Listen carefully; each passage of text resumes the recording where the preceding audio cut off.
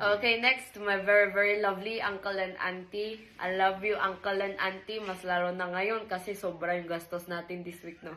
Naalala ko din last week, tuloy-tuloy din tayo umalis sa bahay. Grabe talaga, di ko ma-imagine kung ako nagka-count nun.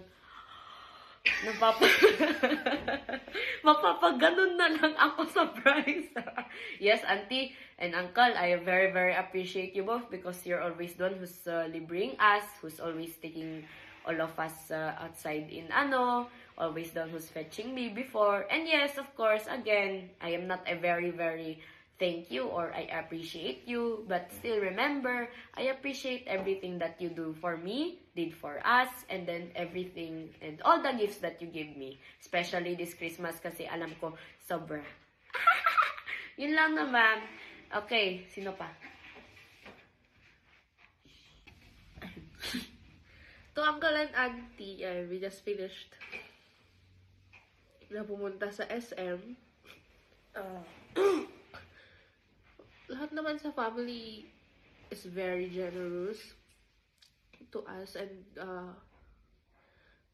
not only me who appreciate it, but with my syempre sila lang sa ganun.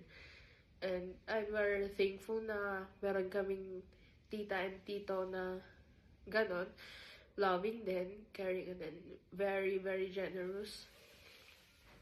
And I also appreciate yung when you give me your time para lang magsundo, or pag walang ginagawa sa bahay, we go road trips or food trips.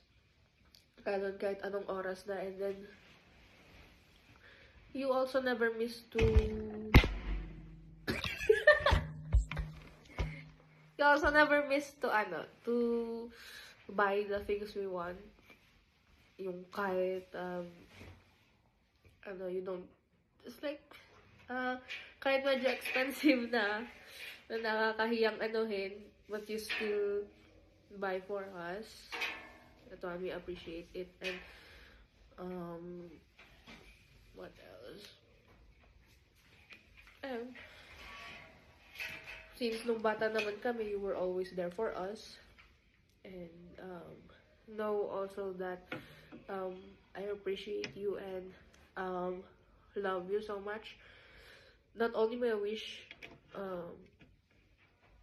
not only, how do I ano this one ba? Not only my wish I want to be granted, pero I want also your wishes to be granted then. And that's all. And of course, to my uncle and auntie, may lang kami bagang at kung may bagang thank you for being there for us ever since we're di pa lang kabugin ninyo na kan sampai kumanta jay wish you ngayon at matupad lang kan day lang di wish ko para kinayo kan ang gawag sakit kan stress free lang, right? Kan